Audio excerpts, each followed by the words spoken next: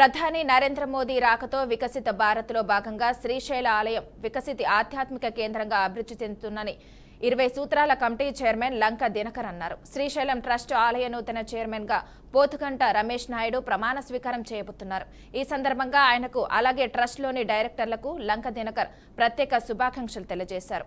ఆలయ అభివృద్ధితో పాటు భక్తులకు మెరుగైన వసతులు కల్పించడంలో నూతన కమిటీ విశేష కృషి చేయాల్సి ఉంటుందన్నారు. ప్రధాని మోదీ సీఎం చంద్రబాబు ఇద్దరు జోడీ దేశ అభివృద్ధికి కృషి చేస్తున్నారన్నారు. ఇందులో భాగంగానే 5,000 ఎకరాల పరిధిలో శ్రీశైల క్షేత్రాన్ని వికసిత శ్రీశైలంగా తీర్చిదిద్దడానికి ప్రభుత్వాలు ప్రయత్నాలు మొదలుపెట్టాయని అంటున్నారు. ఇక లంక దినకర్తో మా ప్రతినిధి బసవరాజ్ ఫేస్ టు ఫేస్. ప్రసిద్ధ శ్రీశైల క్షేత్రం చైర్మన్ ప్రమాణ స్వీకారోత్సవం ఈరోజు జరగనుంది. ఈ నేపథ్యంలో 20 సూత్రాల కమిటీ చైర్మన్ దినకర్ గారు మన వద్ద ఉన్నారు. ఆయన అడిగి మరిన్ని విషయాలు తెలుసుకునే ప్రయత్నం చేద్దాం. సార్ చెప్పండి, చైర్మన్ గారు ఈరోజు ప్రమాణ స్వీకారోత్సవం ఉంది. ఈ సందర్భంగా చైర్మన్ గారికి శుభాకాంక్షలు ఏం చెప్తారో లేదా ఆలయ చరిత్ర గురించి ఏం చెప్తారు?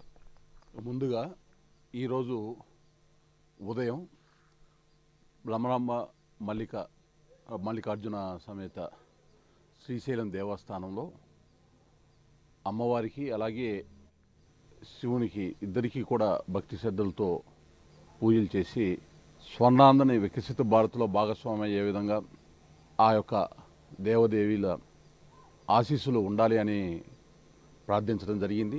ప్రధానమంత్రి నరేంద్ర మోడీ గారు 16వ తారీఖు ఏదైతే శ్రీశైలం దర్శనం చేసుకుంటున్నారో దానికి ముందు మా మిత్రుడు పోతుగుంట రమేష్ నాయుడు గారు ఈరోజు బాధ్యతలు చైర్మన్గా శ్రీశైలం దేవస్థాన బోర్డుకి చైర్మన్గా బాధ్యతలు స్వీకరించేటటువంటి కార్యక్రమం దానికి హాజరు కావడానికి కూడా ఇక్కడికి రావడం జరిగింది.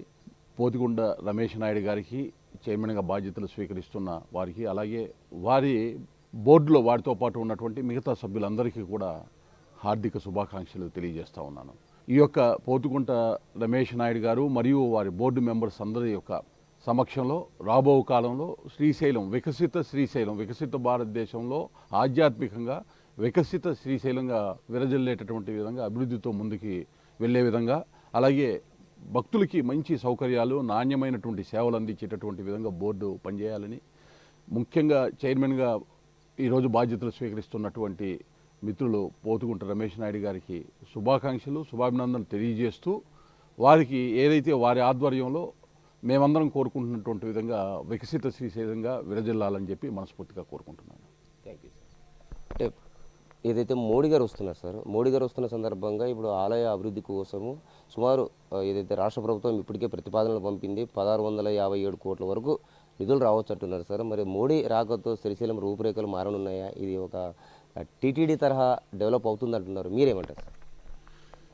ఏ దేవాలయానికి ఉండేటటువంటి ప్రాముఖ్యత ఆ దేవాలయానికి ఉంటుంది. ముఖ్యంగా టీటీడీ తోటి శ్రీశైలం ఇలాగా పోలిక కాకుండా శ్రీశైలంకు ఉన్నటువంటి ప్రాధాన్యత ఏదైతే ఉందో, శివుడి ఆజ్ఞలేంది చేమైనా కొట్టదు అనేటటువంటి ఒక నానుడి ఏదైతే ఉందో అది చాలా చారిత్రాత్మకంగా ఈరోజు సత్యం కాకపోతూ ఉంది. ప్రధానమంత్రి నరేంద్ర మోడీ గారు ఇక్కడికి వచ్చి బ్రహ్మరాంబ మల్లికార్జున దేవీదేవుల ఆశీస్సులు స్వీకరించిన అనంతరం తప్పనిసరిగా ఇక్కడ ఉండేటటువంటి భవిష్యత్తులో నేను ఇందాకే అన్నాను వికసిత శ్రీశైలం అనేటటువంటి పదం వచ్చింది. దానిలోనే అర్థం ఉంది. ఇప్పటికే రాష్ట్ర ప్రభుత్వం 5,000 పైచీలకు ఎకరాల భూమిని ఇక్కడ అటవీ భూమిని కూడా ఆ నిబంధనల్ని సడలించి ఈ యొక్క దేవాలయం అభివృద్ధికి కార్యాచరణ తీసుకునేటటువంటి విధంగా కొన్ని ప్రకటనలు వచ్చినటువంటి రాబోయే నూతన బోర్డు మీద చాలా పెద్ద బాధ్యతలు ఇవాళ కనబడుతుంది. ఇక్కడ శ్రీశైలానికి సంబంధించినటువంటి అభివృద్ధి కానీ ఇక్కడ ప్రభుత్వం కూడా రాష్ట్ర ప్రభుత్వం ముఖ్యమంత్రి చంద్రబాబు నాయుడు గారు వారు ఒక విజన్ తోటి ముందుకు వెళ్తూ ఉన్నారు. ఈ దేవాలయాలన్నింటినీ కూడా అభివృద్ధి చేయాలి, ముఖ్యంగా శ్రీశైలాన్ని అభివృద్ధి చేయాలి. వేలాది లక్షలాది మంది భక్తులు ఎవరైతే వస్తున్నారో ఇక్కడికి వారందరికీ కూడా సౌకర్యాలు కల్పించాలి, మౌలిక సదుపాయాలు కల్పించాలనే ఒక ఉద్దేశంతో వెళ్తున్నారు. కేంద్ర ప్రభుత్వం కూడా ఇప్పటికే రాష్ట్రంలో అనేక దేవాలయాలకి ప్రసాద్ స్కీమ్ కింద కానీ సఖీ స్కీమ్ కింద కానీ ఇలాగ వివిధ రకాల పథకాల కింద నిధులు ఇస్తూ ఉంది.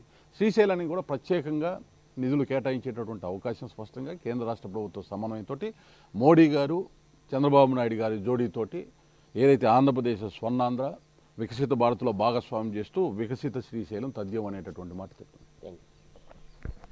ఇది మోడీ రాకతో ఏదైతే శ్రీశైలం ఖచ్చితంగా అవుతుంది. అదేవిధంగా చంద్రబాబు మోడీ జోడీతో ఖచ్చితంగా దేవాలయాలు కానీ ఆధ్యాత్మిక కేంద్రాలు అభివృద్ధి చెందుతాయని దినకర్ గారు చెప్తున్న పరిస్థితి.